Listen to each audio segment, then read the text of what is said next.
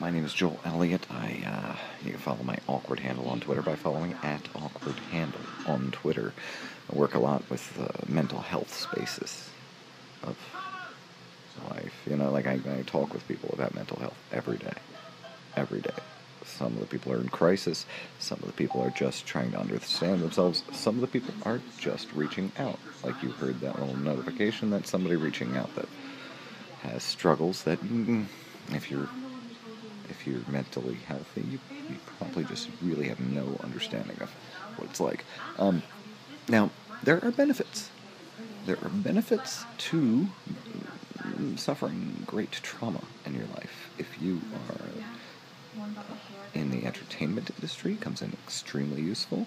Let's go to a clip.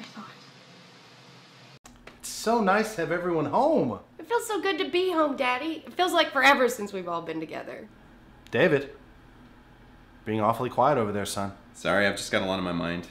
Well, don't stew, son. That's how you get frown lines. Maybe we could help. Especially if it's boy problems. Yeah, bro, spill. I really don't know how to do this, so I think the best thing to do is maybe just to blurt it out. So here it goes. I'm straight. Son of a bitch! How can you do this to us, David? I knew it! Why? I'm not doing this to anyone. I can't help the way I feel. I like women and I'm not apologizing for it. Shut your mouth. You shut your mouth right now. How dare you say that in this house? Do you see what you're doing to your father, David? You're breaking his heart. We raised you better than this. Jesus, God, why is this happening to me on my birthday? God, David, why are you doing this to us? Why? Breeder. You're a dirty fucking breeder. My brother's a dirty fucking breeder! How do I explain this to my kids, David? How do I tell them that their uncle is a... Oh, I'm gonna be sick.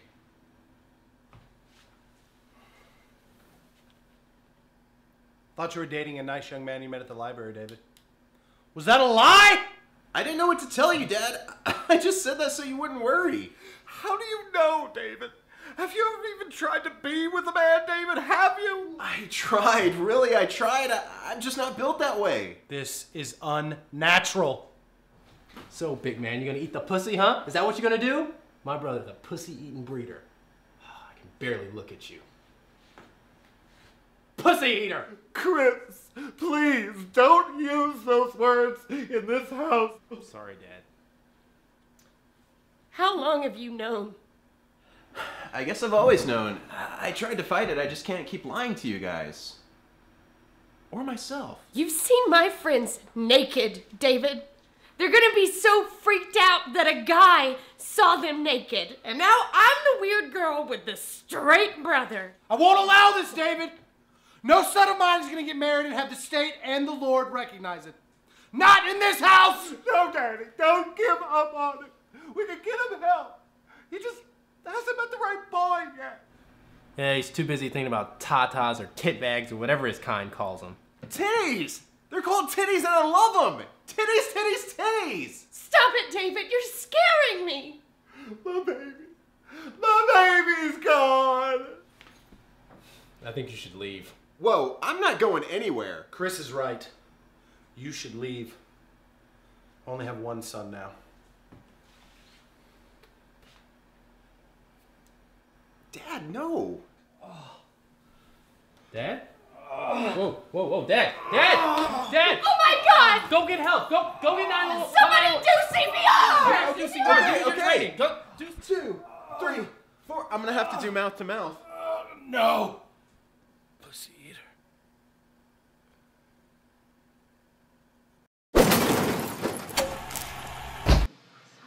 I worked with all of those talented people and a company called Can't Afford Cable, which I'm not afraid is going to sue me because they can't afford cable. What are you going to sue me with?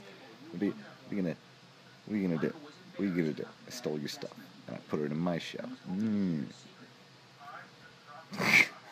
Go ahead and sue me. You know me. You know I have nothing. Anyway, that was a fun sketch.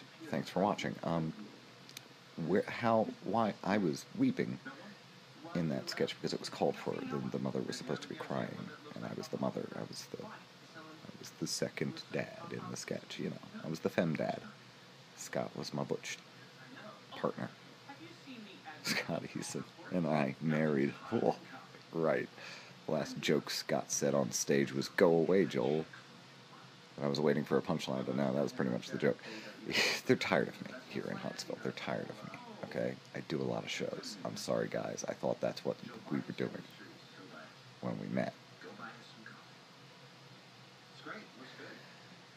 Let me talk to you about acting, taking you to that place.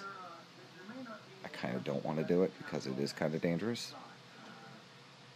but I have it pretty much on call. Like, I did it on stage once, crying, you know, like making yourself go to that place. I was John Jacob Astor on the Titanic, and my wife was going off in the lifeboat, and, you know, well, that would be a time where you would want to break down and cry, right? One of the performances, I got close, didn't quite make it, but then, you know, the next night we put on the play again, and did it really well. Or maybe it was rehearsal and then the actual show night. Either way, I cried on stage in a play in front of people live. And I was like, all right, you know, hooray for trauma. I got this. I can method act or whatever the hell you want to call it. So in that sketch, you know, that we've watched, and thanks for watching again, I totally lost it. You know, like, I was crying, I was weeping. And because Can't Afford Cable uses old television standards to film their stuff, it took a long time to make that sketch. I mean, like 3 hours for a 3-minute sketch. It was absurdly inefficient. So, like, Joel, who's weeping, has to sit there and stay for maybe an hour and a half or so in that state. Like, guys, pick up the pace, stop dicking around, and let's film this, you know? Holy crap, Can't Afford Cable. No wonder he's so inefficient. Oh my god, I wanted to kill myself in that film shoot. See, that's not fair. That is not fair to Can't Afford Cable. I want to kill myself every day. We've talked about this, if you've watched enough of my material. Now, my suicidal feelings have nothing to do with your inefficiency as filmmakers. They're better now, or disbanded. I don't know actually what they're up to. But my joke, because of the inefficiency of that film shoot, is Can't Afford Cable. No wonder. I love the people. They're good people, and they work hard at what they do. That was a funny joke. That's a funny joke. I stand by it. It's a 5-word joke. Come on. I rarely write. Listen to me. I ramble. I rarely write short things. I'm happy about that joke, and I'm keeping it. I don't care if it makes you upset. It's not my problem. Method acting. So, like, what I do is think of the dogs, honestly. I think of the dogs that my spouse kept. You know, the dogs that I'll never see again. If I need to cry in a scene, that's what I do. Jesus, I witnessed a murder when I was a child. I've attempted suicide a couple of times. I've been kicked down the stairs, you know, a dozen times or so by this dude from Alabama when I was a child.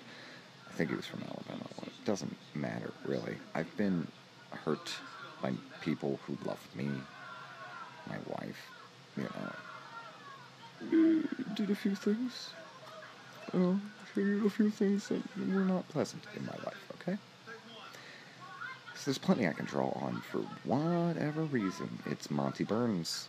We named him C. Montgomery Burns. He was Madeline Albright, our existing dog's puppy. And he came out with only 3 feet, 1 foot missing. Oh, anyway. He'd hop around. Okay, see, I'm already going there. The point is, if you are acting and you need to evoke an emotion, go in your head to that place. Like, for me, like, if I on cue wanted to cry right now, what I would do is think of Monty.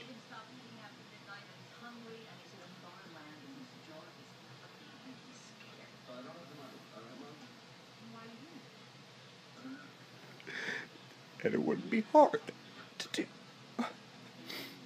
To just...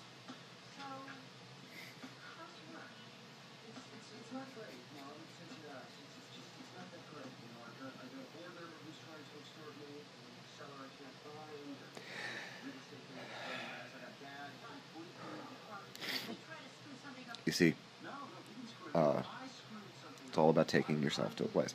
Now, here's the thing. Coming back from that place is difficult if you are not treated, like, I mean, if you're like most artists and kind of broken, coming back from that place is the trick.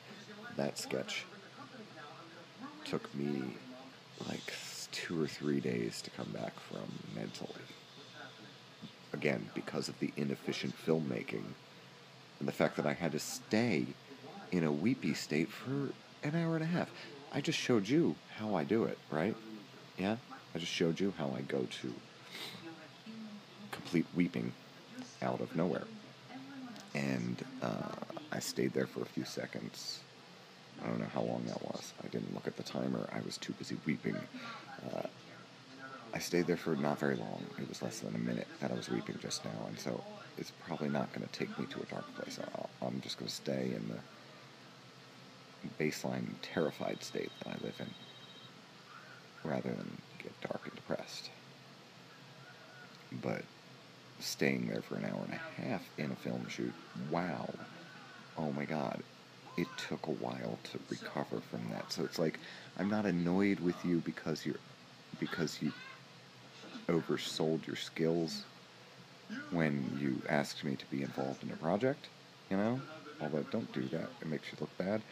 I'm not annoyed with you that you're way more inefficient than the overselling of the skills suggested. I'm not annoyed with them at all, actually. They're not in my life. So, like, whatever. They don't work with me. And I don't work with them, so, like, I don't care. I don't care, really. Like, how they do things. If there isn't even a they, I don't know. They don't engage with me. I don't engage with them. But what annoyed me was that, like, that it's like, dude, this is hard for me. My first television appearance, I was 4. It was incidental. I've been doing theater my whole life. I was classically trained to sing by several people with PhDs. I'm a very dedicated entertainer, and I've been doing it my entire life. Respect the fact.